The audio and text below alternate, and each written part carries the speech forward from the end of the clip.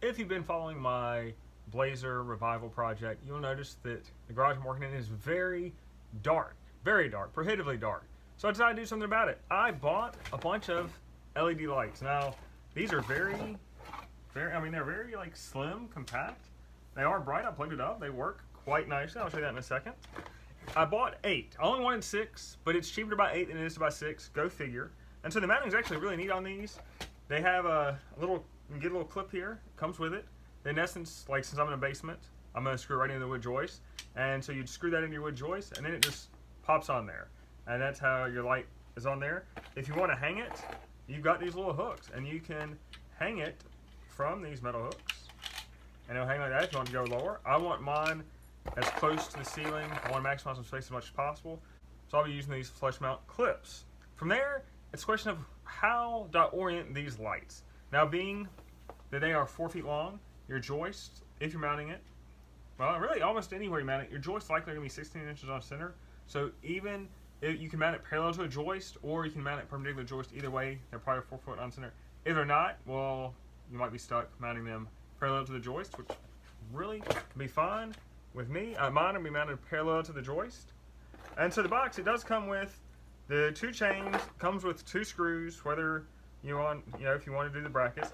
Also comes with a J-hook, so if you do the chain route, you can J-hook it like that. And it comes with 2 plastic anchors. I guess if you were mounting it into drywall, I guess that is the anticipation there. But me, I'm going to be screwing these right into the joists. I will drill a pilot hole for the screws, screw the brackets in, we're all set. Now I'll show you how I lay out the lights, how I figure out how I want to space them. So how bright are these lights? They're quite bright. I'm quite pleased. Check this out. Look at that. That is very bright. That's going to be very nice. I mean, I'm trying to look at it. It certainly looks brighter than the lights in my shop already. I mean, I like the level of lighting in this shop. They have to replace with these lights. I don't know. So here is a close-up of the lights. Each end looks just like this. So you've got this metal clip, and it just pops right on there. So your screw being here, you want to center up so that screw head is in the middle of that plastic hole. Otherwise, it would not quite pop on. If you don't want to use the clip pops right off. You've got a metal chain, and that metal chain, it just would hook into the side just like that. And you've got a J-hook that you can screw into the joist, screw into whatever. Now the reason I only wanted to use 6 is that you can just plug 6 directly into each other. There's a plug on the other side, and you can link up to 6 is what the manufacturer recommends. So that's why I only wanted 6. It does have an on-off switch. So for my first one, I do want these on one single switch. So I will junction box the first one and then link them all off of that one. This is the garage that has the Blazer. You can see it's pretty dark in here. My shop has 6 fluorescents. These new lights are 6 LEDs, so I'm hoping they'll be even brighter. So I'll be mounting them to the joists.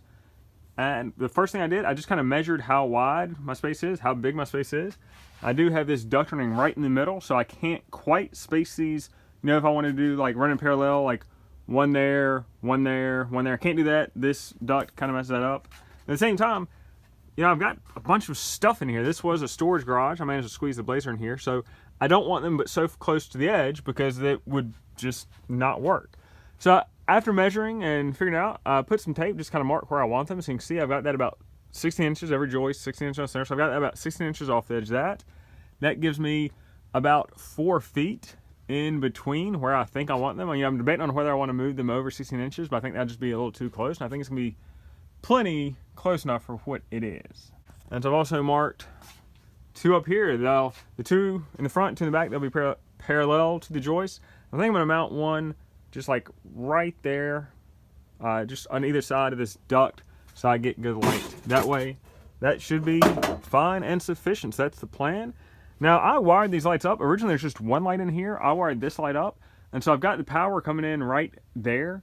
So what I'm going to do is put a junction box either on this side of the joist or on the other side, cut off the plug on the first light, wire it in the junction box. If you splice wires, you got to have a junction box. It's code. It is safe as well, and I like safety.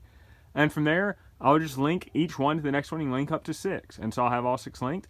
And this wire, it is on a switch right at the end of the garage. There's a switch. So that is perfect. I mean, since I already wired these lights up kind of right and did it right, it makes it a lot easier because I already got the switch. If I got everything run, I just need to put a junction box there and hook these things up. I'm going to make sure that I kind of, where my placement is exactly how I want it before I start drilling holes, but I'm pretty sure it is where I want it.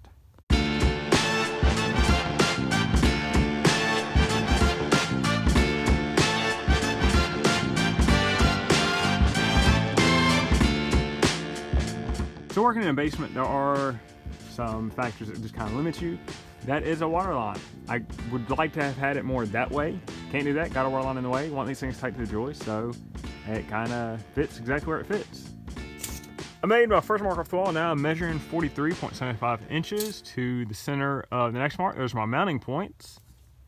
I'll mark those with a pencil, make sure I center them in the joist, just, you know, like that attention to detail. And once my points are marked, I just drill. The drill bit is situated so that it is just as long as the screw.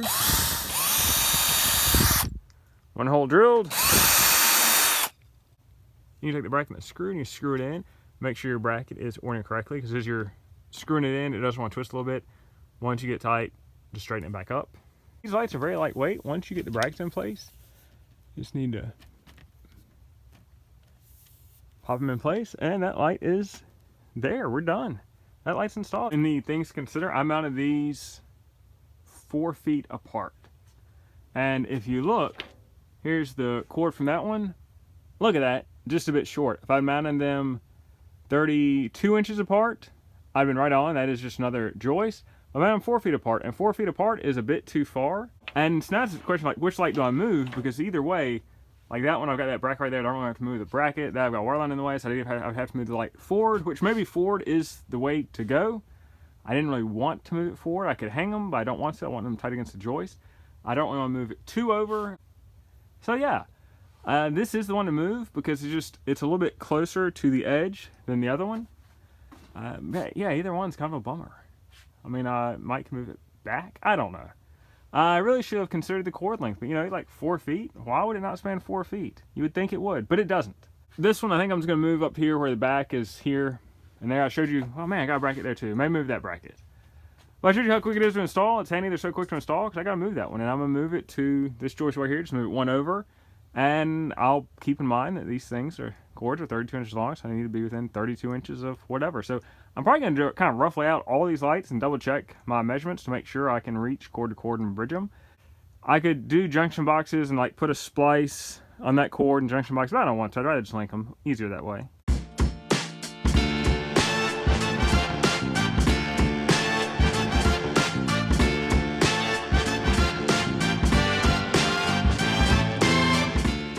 A little more than halfway in, and man, the difference is amazing. It is so much brighter in here. The camera just doesn't quite do it justice.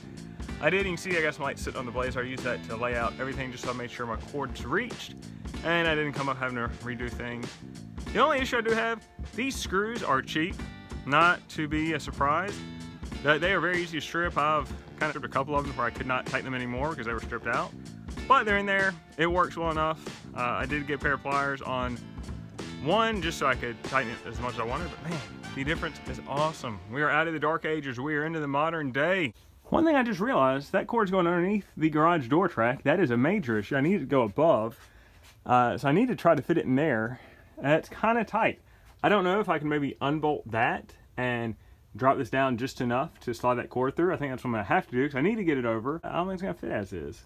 The back, I think it's gonna be a little trickier. So I think the play is to unbolt it right here at the front. See if I can drop it down just enough. I mean, there shouldn't be really any tension on it because the door is down and in place. I didn't quite think of that. Before I started loosening the old garage track, I had an idea. It gets a little wider right in there. Look at that. Cord fits through. I think we will be set. I need to get the control through there, but I think we have just enough space. Do we? Oh, yeah. Oh, I got this wire contact thing here. What the crap is that? I wonder if that comes off. I don't even know what that does. It's kind of... What does that go to? Huh. Well, you know, 1 step forward, 2 steps back, something like that. Oh, will we reach anyway? Oh, money. We are in. You love to see it. And we are back up and running. I will need to... So, I mean, all these wires are hanging down. I will either get a stapler or some kind of clip and just clip those to the joist so they're not hanging down or everything is tight against the joist as I like to see it. So I've got 2 more lights to install. Those 2 right there, they need to be on the joists.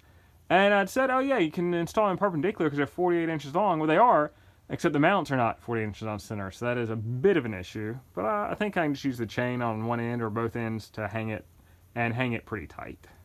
So what I did with this one, since I was doing perpendicular, I just put the eye bolt into the joist and hooked the chain to it.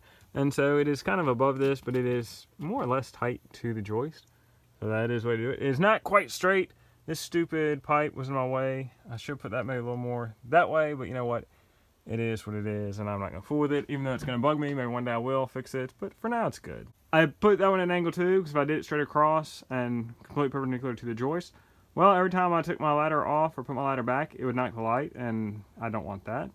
I'm considering just leaving these little lights. I was going to unhook them, but the issue, I've got a light wired off of that one, so I don't know. I might just leave them, and if I did that, the other added benefit is I could just run the wire to this light right into that plastic junction box and tie off there. So I may do that. Right now I've just got it plugged up right there to an extension cord, but man, the light, the difference, check that out, man. This is just a world of difference. I'm not sure the camera quite captures how much better it is. And I got a little bit of shadow right there, nothing to do about that duct. But man, look at that. You know, you can see so much better. I can see in the engine bay better, but that hood is blocking a lot of light. Might just take the hood off completely. That would certainly help. Man, overall, this is completely worth it. I believe I spent 120 on 8 lights. It would have been 120 on 6 lights either way. So I might as well figure might as well get a couple extra. I'm sure I'll find something for them. Next thing I'm gonna do, I'm gonna staple all these. You see all these wires hanging down? I'm gonna staple them up so they are tight to the joists, and they're just not hanging down, not getting in the way. And then this thing's done. I love it.